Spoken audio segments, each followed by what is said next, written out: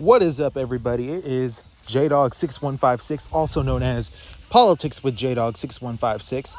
And first of all, I'm going to be doing this video without any interruptions from the last video because I'm out here near at the park and it's finally a quiet environment where I can finally do this whole video without the fear of a phone ringing or a loud noise.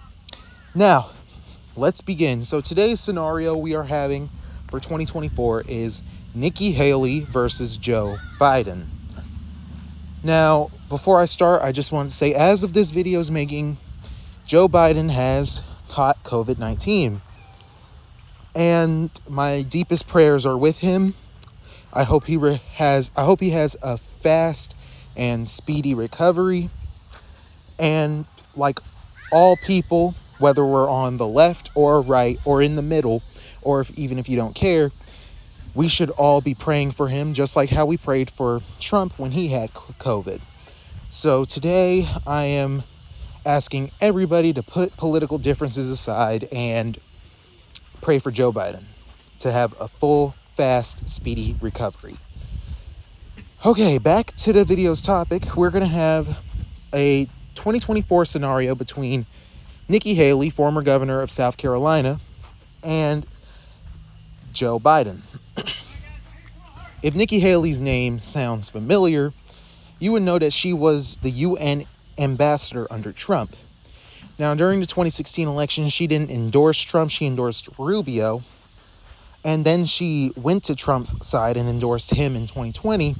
And then when Trump left office, especially around January 6th, when the riot happened, Nikki Haley went up against Trump, and now it's unclear where she lies. So many people see her as somewhat of a flip-flopper, kind of like the woman version of John Kerry when it comes to flip-flopping on issues. So basically, we have a person who is a shaky type Trump supporter going up against Joe Biden. So anyway, let's first get the solid states out. Let's start with Nikki Haley.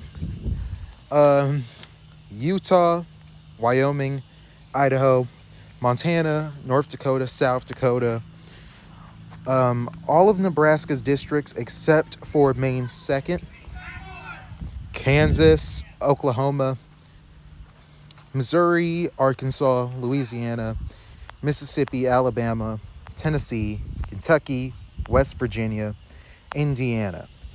And I think that's all the solid states for her. Many would say that because she's from South Carolina, she would win South Carolina by a safe margin, but I don't see that happening either. So that's not exactly a factor. But anyway, let's get the safe states out for Joe Biden. California, Washington, Hawaii, New York, Massachusetts, Vermont, Maine's 1st District, Rhode Island, Connecticut, New Jersey, Delaware, Maryland, DC, and Illinois. That would be it. Okay, so next we would have the likely states. Nikki Haley will win her home state by a likely margin, roughly the same as Trump won it by like 14 points. The reason why I have it as likely is because black voters in the state would not exactly come out for Nikki Haley, and they would shift towards the Democratic side. I mean, the only reason South Carolina is likely is because of black voters. If black voters just shifted a tad bit to the right in South Carolina, then South Carolina would be safe for Nikki Haley. But don't underestimate her in the state, because that could help region-wise. The next likely state for her is Alaska. Alaska, I mean, Alaska likes more of the establishment type candidates. I mean, sure, it's kind of a mix between liking establishment candidates and also liking Trump type candidates. Of course, Nikki Haley in this one would have to appeal to those Trump voters. So just keep that in mind. and at least when it comes to most people not knowing about her record. But the next likely state would be Iowa. She wouldn't do it good as in Iowa compared to Trump or maybe even DeSantis, but she would keep the state likely. And I might throw Ohio in there. Yeah, Ohio is also likely, but it's likely by like a small margin.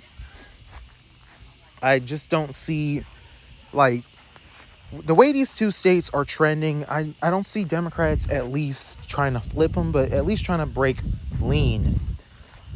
But that would take like a reversal of the realignment of the Rust Belt, which I don't think is going to happen.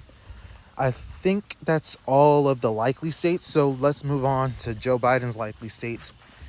Oregon would be likely because if you was to look at Oregon's like modern politics, you would know that like whenever a Democrat is the incumbent, Oregon tends to like shift to the right, kind of like New Hampshire. They're very elastic. They're more libertarian, more conservative compared to Washington and California. So Oregon would be likely. Next, we would have Minnesota. Minnesota would also be likely for Biden. Now, remember, this is Nikki Haley going up against Joe Biden, not Nikki Haley going up against Kamala Harris. Many people would say Minnesota would be lean. I don't think Nikki Haley has that, like, Rust Belt appeal. I mean, she has that suburban appeal, but not exactly the Rust Belt appeal. Maine's at large would be likely, and Colorado would be likely, and along with New Mexico. So next we have the lean states. The lean states would be Texas by at least like 4 points. I mean, with Nikki Haley, she would do well in the suburbs, but she wouldn't like do well with a Trump crowd in Texas. Also, I don't think Nikki Haley would do well with Hispanics either, since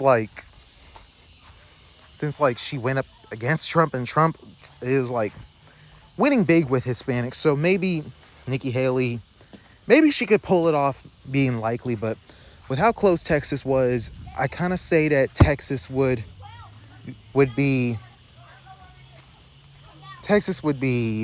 kind of shifting a tad bit left in this one, but not too far left to the point where it will flip. Another lean would be Florida, roughly the same as Trump won.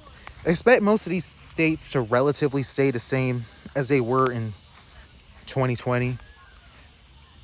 Nikki Haley, I mean, she would reach out to many of the Trump voters, but not to the point where she would take all of them. I feel like if she was a nominee, many Trump voters, especially diehard Trump voters, would probably sit this one out due to one, Trump not being on the ballot, and two, her past history with Trump. Huge flip-flopper. So yeah, not exactly winning it there. Oh, and I forgot to categorize another likely state. Virginia will go to Biden by at least like 9 points. Mostly because Nikki Haley's like from the South. She would be able to do a bit of a reversal in Virginia, but not to the point where it will become competitive. Okay, another likely state would be Arizona. Arizona's will go likely by at least like 1 to 2 points. Arizona doesn't like Trump, but they will like any other Republican besides him. Like, even now, I have like Trump winning Arizona by a tilt margin if he was to go up against Joe Biden, mostly because of Biden's unpopularity. But we don't know until we see actual polling. Like, many say that the polling right now is good. No, it's not. Majority of the good polling comes around the 2024 season, or late 2023 leading on to 2024. That's when most of the good polling comes out, and we can gather the exact information, even though I don't trust the polls, but you know what I mean. But anyway, Nikki Haley wins Arizona by a lean margin.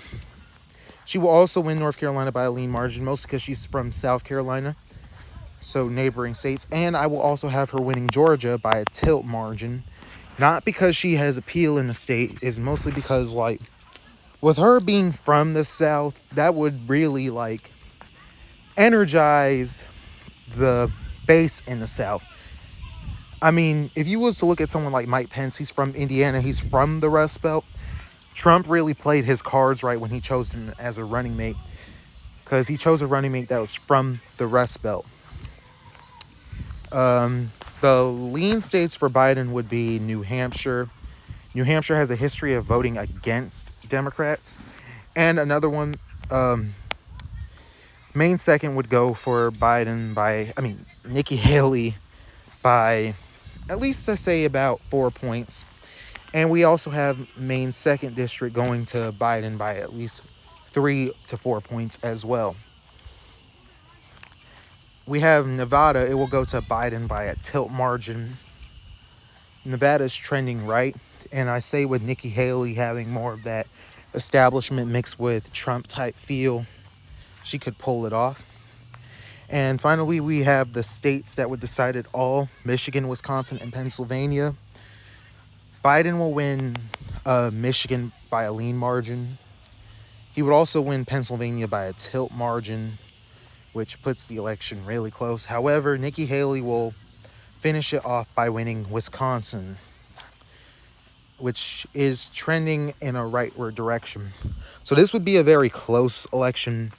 Obviously, Nikki Haley wouldn't win the popular vote. However, she would win the electoral vote.